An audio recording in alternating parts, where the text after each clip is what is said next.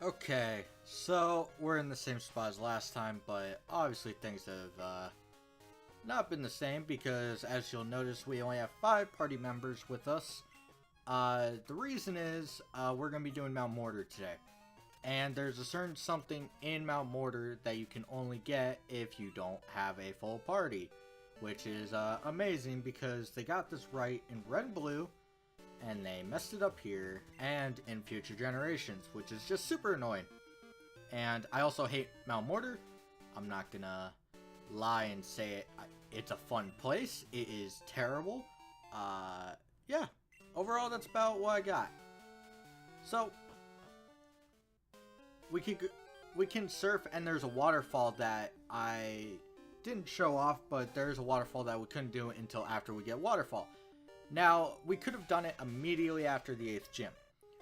The problem, I don't like doing that, because in Heart Gold Soul Silver, most of what you can do above that waterfall is locked behind rock climb, which didn't exist in Gen 2, but this is more fair to Heart Gold Soul Silver players if I wait until now. And plus, is a pure side activity. There is nothing else here that is important. And the only item that would have been used on my team is locked behind Waterfall, in which I already would have had the team member. That being a Dragon Scale. There is a Dragon Scale in the deep portions of Mt.Mortar, but the problem is it's locked behind a Waterfall, which, if you remember, I got Kingdra, well, I got Horsey and then Seadra a little bit before we even finished the 7th or 6th, something. It took a little bit. It took actually quite a while. But it took a lot, and I was not going to wait until after Waterfall to get a Kingdra. It's too much time of not having a fully evolved Pokemon. While Seadra and Kingdra aren't that different stat-wise in certain areas, I was not willing to wait. So I spent the 2-3 hours to find a Dragon Scale in the wild.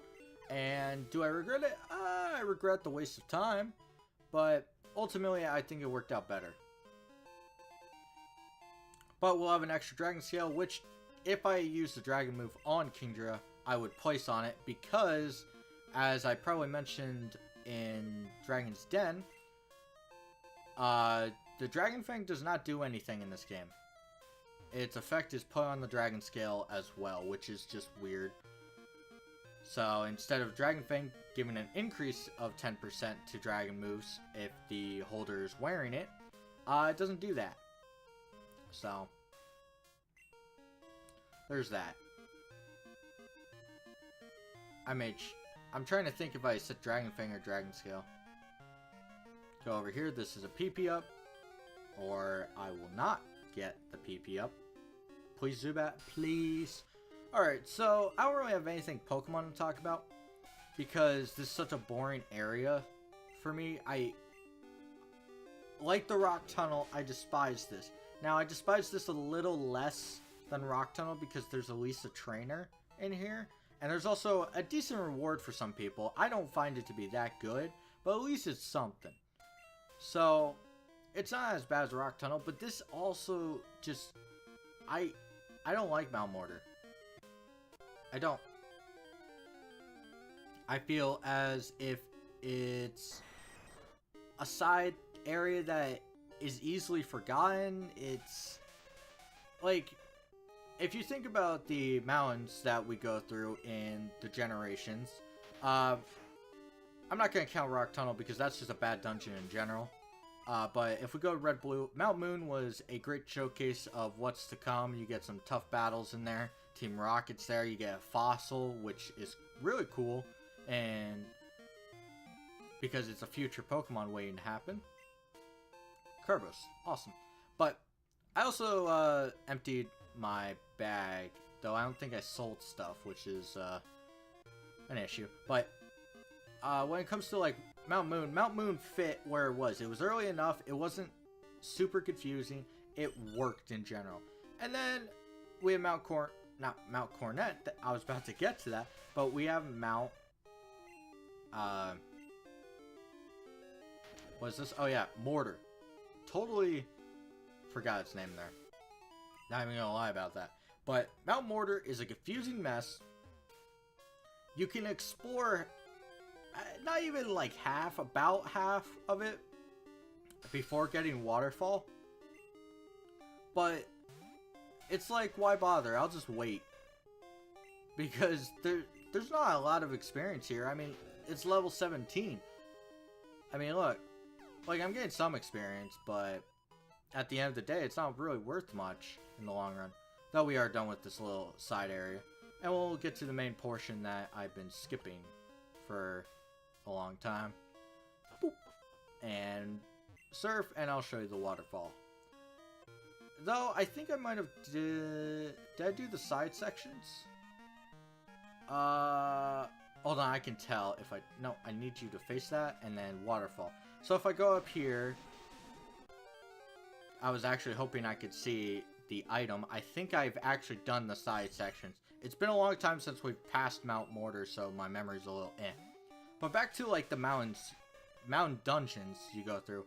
Mount Pyre is kind of interesting because of just like the general like Pokemon there. It's more of a ghost like tower and reminiscent to Pokemon Tower. I was hoping to be able to see if the item... I think I've already done it. I'm just going to say I've done it, and I'll go check back, or I will explore off screen once it comes to it. But, that was an accident. Mount Coronet, though, in Diamond, Pearl, and Platinum is kind of like a giant separator of the whole region, and it's not as bad because you take in specific chunks. And you don't necessarily have to, like, explore all at one time. Here in Mt.Mortar, you're exploring it in two big chunks. One right when you get here, and if you have surf, which you should, at this point, you'll explore most of the ground floor and everything besides the super secret room back here. Once you have strength, of course. Overall, you've explored basically everything besides this little back area. But there's no really big reward for exploring the ground floor, as I call it, or basement 1. This is kind of like basement 2 we're going into, but it's hard to really mark these as a certain floor, so to say. But when it comes to ultimately like the best mountain in those 4 generations, I think Mount Pyre worked incredibly well. It was a nice little like ghost thing. Also, Shuppet is in there a lot. Duskull can be found there, which is a hard Pokemon to raise, but worth it if you can raise it. Takes a lot of patience, but and then Mount Coronet has some interesting like Pokemon to be found there. Also, it allows your Nosepass to evolve along with your Magneton, which is a cool feature. Alright, we are in this new section. Took quite a bit, but it's called progress. And we should have some higher level Pokemon because we had to cross the waterfall. And look at that, a level 31 Graveler.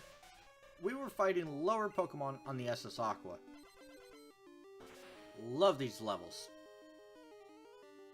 I guess that brings up a discussion of like, what is your least favorite dungeon in a video game?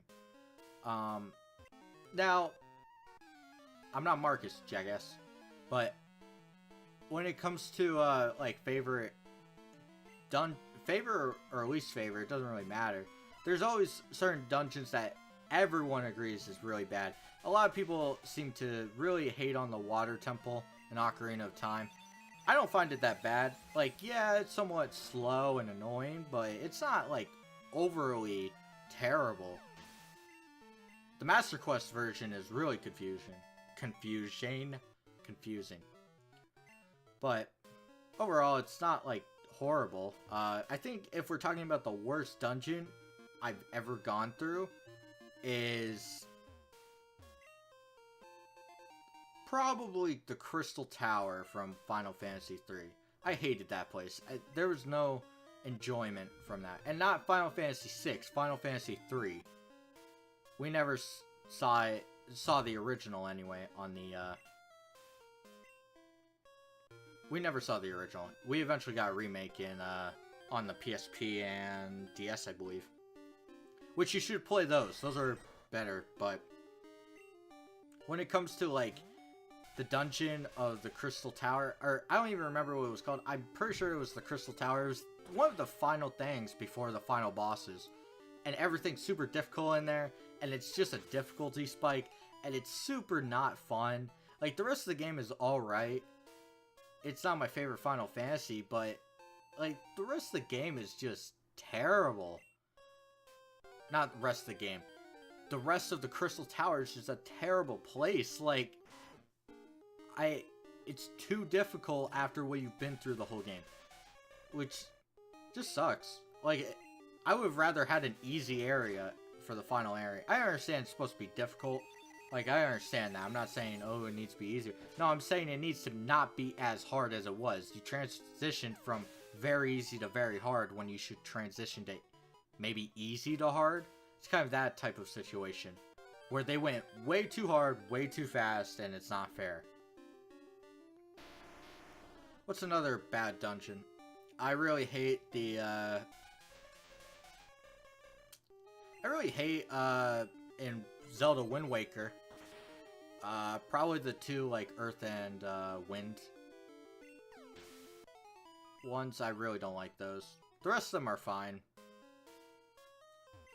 What else?